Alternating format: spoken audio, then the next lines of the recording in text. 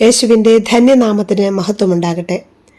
ആത്മീയ ജീവിത വളർച്ചയ്ക്ക് സഹായകമായ ധ്യാനാത്മക ചിന്തകളിലൂടെ നാം ചരിക്കുകയായിരുന്നു. മുഖസ്തുതിയേക്കാൾ ദൈവത്തിൻ്റെ അംഗീകാരം കാംക്ഷിക്കുക, യഥാർത്ഥമായ ദൈവത്തെ അറിയുക, പ്രകാശമായ യേശുവിനെ അനുഗമിക്കുക തുടങ്ങിയവ.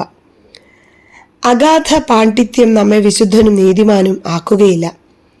ജീവിത വിശുദ്ധിയാണ് നമ്മെ ദൈവത്തിന് പ്രിയങ്കരമാക്കുന്നത്. ബൈബിൾ മുഴുവനും അറിയാം, വായിച്ചിട്ടുണ്ട്. എങ്കിലും ദൈവസ്നേഹാനുഭവം നമ്മിലില്ലെങ്കിൽ കാര്യമില്ല. ദൈവത്തെ സ്നേഹിച്ചും അവിടുത്തെ തിരുഹിതം പൂർത്തിയാക്കിയും മാത്രമേ ആത്മീയ വളർച്ച സാധ്യമാകൂ. നശിച്ചു പോകുന്ന സമ്പത്തിലും ബഹുമാനാദികളിലും ഉന്നത സ്ഥാനങ്ങളിലും ഹൃദയം ഉറപ്പിക്കരുത്. ഈ ലോക ജീവിതത്തിൽ മാത്രം ശ്രദ്ധിക്കുന്നതും സ്വർഗത്തിലെ ഭാവി ജീവിതത്തിന് ഒരുങ്ങാത്തതും ജ്ഞാനമില്ലായ്മയാണ്, തിരിച്ചറിവില്ലായ്മയാണ്.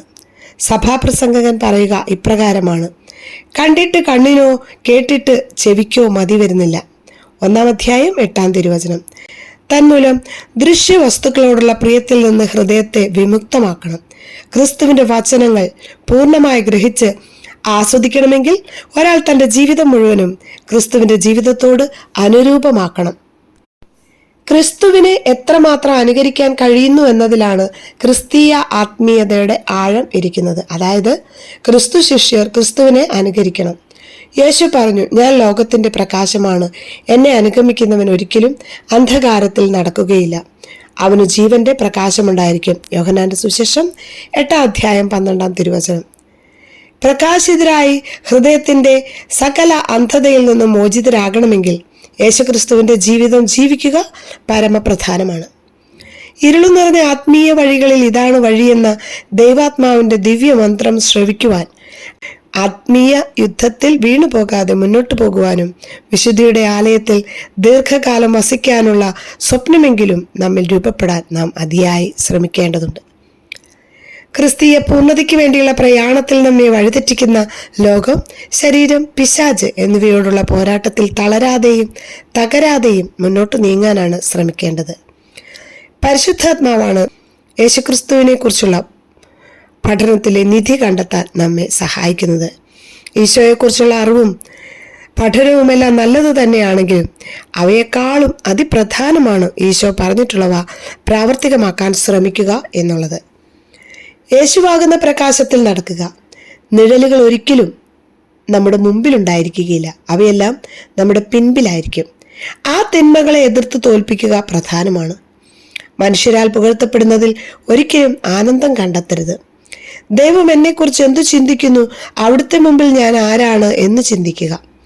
ലഭിച്ചിട്ടുള്ള പാണ്ഡിത്യം പാപരഹിതമായ ജീവിതത്തിനായി ഉപയോഗിക്കുക. എനിക്കറിയാത്ത കാര്യങ്ങൾ ഇനിയും ഏറെയുണ്ട് എന്ന് എളിമയോടെ ചിന്തിക്കാം.